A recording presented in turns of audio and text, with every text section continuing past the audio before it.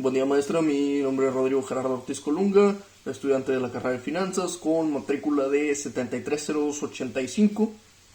Este es un video para la clase de Derecho Bursátil impartida por la maestra Patricia Ivonne Garza. Bueno, básicamente en el video de hoy, que va a tener una duración aproximada de 15 minutos, les voy a platicar un poquito acerca del sistema financiero y el sistema bancario. ¿Qué significa realmente cada uno? ¿Cuál es su definición como tal? ¿En qué se enfoca cada uno? ¿Cuál es la finalidad u objetivo de este mismo? ¿Y en qué radica la diferencia entre estas dos cosas que dices? Sistema bancario y sistema financiero. Se escuchan bastante parecidos. Bueno, les voy a mencionar cuál es la diferencia. Básicamente, cuando hablamos de un sistema financiero, estamos hablando de aquel conjunto de instituciones, mercado y los medios de un país, cuyo objetivo o finalidad es canalizar el ahorro y el ahorro que generan aquellos prestamistas y dirigirlo hacia los prestatarios. Esto suena un poco confuso al principio, lo sé, pero básicamente lo que quiere decir es canaliza el ahorro de la gente y lo traslada para generar, lo traslada de manera que este ahorro que está en las instituciones se transforma en crédito, y en base a ese crédito la gente lo solicita.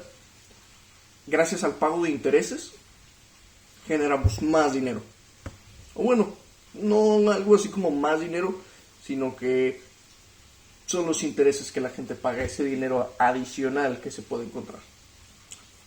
Si nos vamos a una forma muy minimalista, o la manera más general de ver cuál es la estructura de un sistema financiero, nos podemos encontrar con que básicamente es el cúmulo total de activos financieros, los mercados existentes, las instituciones y por supuesto el sector público.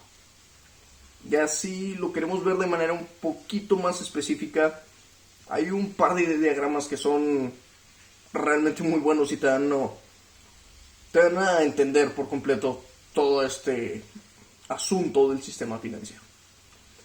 Tenemos el diagrama dentro de uno mismo como si estuviese partido en dos. Tenemos a Banxico y a los fondos de fideicomisos públicos, que básicamente es como una rama aparte de todo el sistema financiero, pero que forma parte de él. Banxico es el Banco Central de México. Se encarga de la política monetaria, el control del dinero, básicamente los niveles de inflación que se manejan en el país, el control de muchas otras cosas. Por otra parte, dentro del mismo diagrama tenemos a un organismo que, si bien no lo odiamos, realmente no nos agrada mucho. Sí, estoy hablando de la Secretaría de Hacienda y Crédito Público. Básicamente todos lo conocen como Hacienda, el lugar en el que se encargan de nuestros impuestos, ¿no? Hacia donde todo llega. Los que llegan a final de mes o a mediados de 17 y nos dicen, ¿no? Oye, básicamente necesito que me paguen los impuestos. Ese organismo, digamos que es como la cabeza o el punto más grande del sistema financiero, porque de ahí parten un montón de instituciones como la Comisión Nacional Bancaria de Valores, tenemos la CNSF, tenemos el IPAB, la CONDUCEF, el CONSAR, AFORES, las aseguradoras también se ven controladas por Secretaría de Hacienda. ¿Qué más? Tenemos las sociedades mutualistas y de seguros. Todo eso lo controla Hacienda. Entonces, básicamente podemos llegar a concluir o decir que en el sistema financiero esa es su estructura, y repetimos, su objetivo es canalizar el ahorro que generan los prestamistas hacia los prestatarios. Posterior a esto tenemos que sus funciones, responsabilidades, obligaciones con la gente son el de garantizar, muchas veces no es así, pero garantizar una efectiva asignación de los recursos financieros. Es decir, proporcionar al sistema económico todos los recursos necesarios en cuanto a volumen, cantidad, naturaleza, plazos y costos. También se supone que es garantizar la estabilidad monetaria y financiera a través de la política monetaria. Esto es bastante interesante, pero creo que si me voy muy a fondo en este tema voy a desviar un poco el objetivo del video, ¿no? Pero muy por encima, la política monetaria se encarga de regular básicamente el nivel de inflación que se encuentra, ¿no? La cantidad de efectivo que está circulando en el país.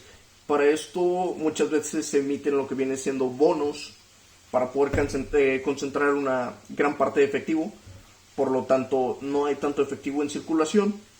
La moneda, por así decirlo, se aprecia. Y gracias a esto evitamos estar en situaciones un poco críticas, como la que puede ser la situación de Venezuela en estos momentos, desde su presidente Chávez hasta Madero, que tuvieron una muy mala administración y un muy mal manejo de su política monetaria, ya que al intentar ser un sistema socialista, comunista, por así decirlo, la impresión de billetes para cubrir tu gasto público realmente lo único que genera es hiperinflación, como se puede ver. Entonces es un caos total. Bueno, volviendo al tema. Otra de sus funciones es básicamente analizar la viabilidad de proyectos y destinar los fondos a aquellos proyectos que valen la pena. Todos estos proyectos de inversión que son lo que realmente pueden sacar a un país de la crisis.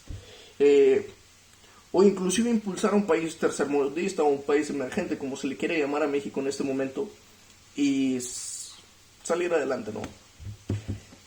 El problema es cuando se tienen las ganas y no se tiene, digamos, la cabeza del todo. ¿A qué me refiero con esto? Es un tema político, pero creo que es relevante a mencionar. Últimamente, el gobierno de nuestro presidente, Andrés Manuel López Obrador, no ha tenido las mejores estrategias en cuanto a el capital y sus decisiones. Por ejemplo, la cancelación del aeropuerto, un proyecto que se tenía con cervecería, que también fue cancelado. ¿Qué más?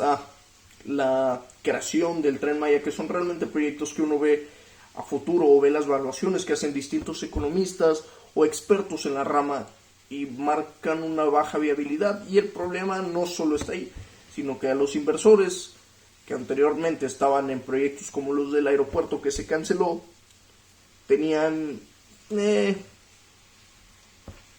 básicamente ya habían puesto su dinero. Entonces, al haber roto un contrato, se les necesitó dar una indemnización para digamos, explicar o hacer que ellos no se vieran envueltos en un conflicto legal con el país, o que no se molestaran simplemente porque, imagínense, ¿no? Tiene un proyecto y le dicen, ¿sabes qué? A fin de cuentas ya no se va a hacer, lo sentimos mucho. Entonces, bueno, mi dinero estuvo parado ahí en tu proyecto un montón de meses, yo perdí dinero por no tenerlo, digamos, en el banco o en algún otro tipo de inversión. Entonces, a fin de cuentas tenemos que, bueno, se tiene que pagar esa diferencia, que a fin de cuentas, recordemos, el dinero del gobierno viene gracias a los impuestos de la gente. Bueno, para cerrar un poco este tema, creo que lo dejé un poco abierto.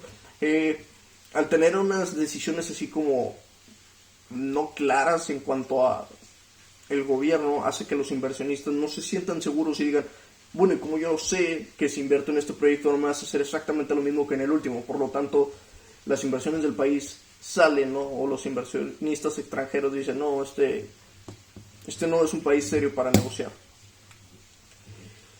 Bueno, se supone también que entre sus otros objetivos deben de contribuir a la estabilidad monetaria y financiera del país. Como ya habíamos mencionado, ¿no? Desarrollando su política monetaria activa. Se debe velar por el buen funcionamiento de las instituciones que ya integran al sistema financiero, porque muchas veces se tienen las instituciones, pero la gente que está ahí no les pagan bien, realmente no les agrada mucho su trabajo. Entonces se puede decir que las instituciones llegan a ser un poco ineficientes, o inclusive a veces te retrasan cuando quieres hacer un proceso, ¿no? Por toda esta burocracia que se maneja. Entonces es de gran importancia velar por el funcionamiento adecuado de estas instituciones. Con eso básicamente podría cerrar lo que viene siendo la definición, la estructura y el funcionamiento o el propósito del sistema financiero. Las diferencias entre un sistema financiero y un sistema bancario se ven muy claramente marcadas a lo largo de la explicación, así que básicamente continuaré con el sistema bancario, ¿no? Que ya es un poco más complejo, o al menos lo fue para mí.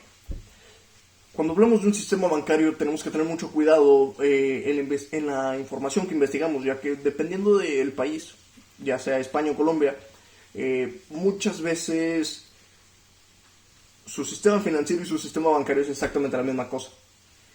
Y aquí en México parece que lo es, pero realmente no. Si lo vemos por definición del libro, ¿no? También tenemos que es una institución o son entidades financieras, instituciones. Simplemente aquí vamos a meter lo que vienen siendo cajas de ahorro, entidades de crédito y básicamente también una gran parte del sector público, ¿no? Su objetivo es más o menos el mismo, ¿no? Canalizar el ahorro de los prestamistas y dar seguridad de los movimientos de dinero a los sistemas de pago.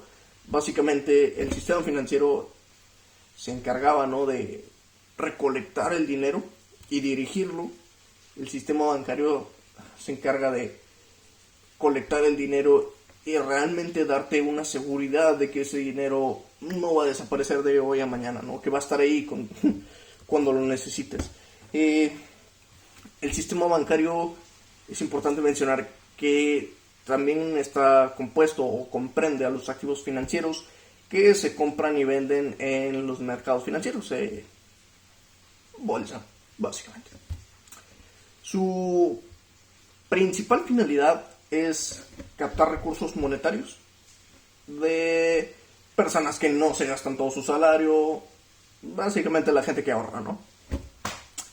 Y dirigir este dinero a personas que no lo tienen o se ven en la necesidad de él, ¿no? Tanto como el sector público como privado. Es decir, como cuando vemos el funcionamiento de un banco, ¿no? Básicamente, un trabajador tiene dinero ahorrado y dice, ¿sabes qué? Lo voy a meter al banco, me ofrece una tasa del 5, 6, 7% anual, lo voy a dejar ahí. Llega alguien en la necesidad y dice, ¿sabes qué?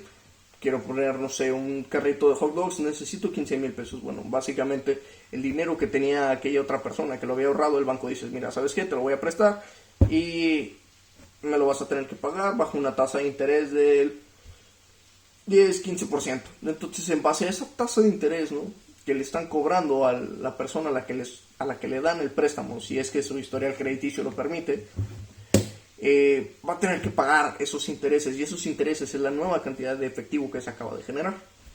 Entonces se queda como la estructura del sistema bancario.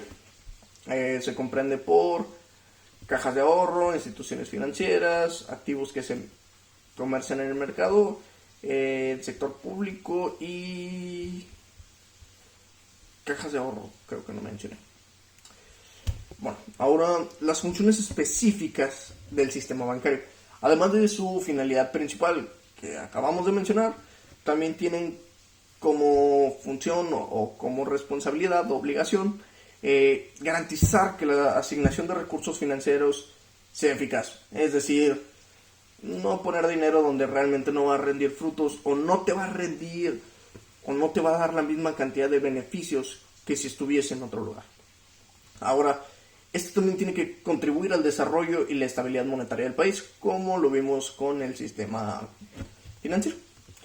Ahora, esto también es importante, es fomentar el ahorro y la inversión, ya que si lo vemos desde un punto de vista que suena un poco loco o un poco extraño, si la gente realmente mantuviera su dinero, todos debajo del colchón y nadie en el banco porque creen que es inseguro, creen que el banco lo roba, cosas por el estilo, no habría dinero para que la gente pidiera prestado. Porque si yo no meto mi dinero a un banco, a una caja de ahorro, otra persona no puede llegar a pedir un préstamo de ese dinero y que el banco genere interés. Por lo tanto, es realmente importante que la gente entienda o tenga esa cultura del ahorro, ¿no? Y bueno, casi para terminar o concluir, podemos ver que el sistema bancario tiene como ventaja o esa efectividad el que puede crear dinero. Por ejemplo, el Banco Central, bancos comerciales, cooperativas de ahorro, crédito, casas financieras, instituciones financieras externas, ¿no? Ajenas al núcleo central. Y hay otras que no crean dinero, como por ejemplo los fondos de inversión, fondos de jubilación, pensiones, bolsa de valor, la bolsa de valores, compañías de seguros y administradoras de crédito. Esto es un poco extraño porque muchas veces diríamos, ¿cómo que un fondo de jubilación no genera dinero? Bueno, no, básicamente como funciona la mayoría, ¿no? Es tú trabajas durante un periodo de tiempo, ¿no? Entonces de tu sueldo van dejando 1 peso o 2 pesos. Realmente la cantidad es lo de menos, ¿no? Y por cada peso que tú pones, el gobierno tiene que desembolsar otro peso. Entonces, a pesar de que se esté generando dinero aparentemente a tu favor, el gobierno lo ve como un gasto. Entonces, no se genera dinero. Por mi parte creo que sería todo. Espero haya quedado bastante claro el video. Muchas gracias. Me despido nuevamente. Soy Rodrigo Gerardo Ortiz Colunga. Un placer.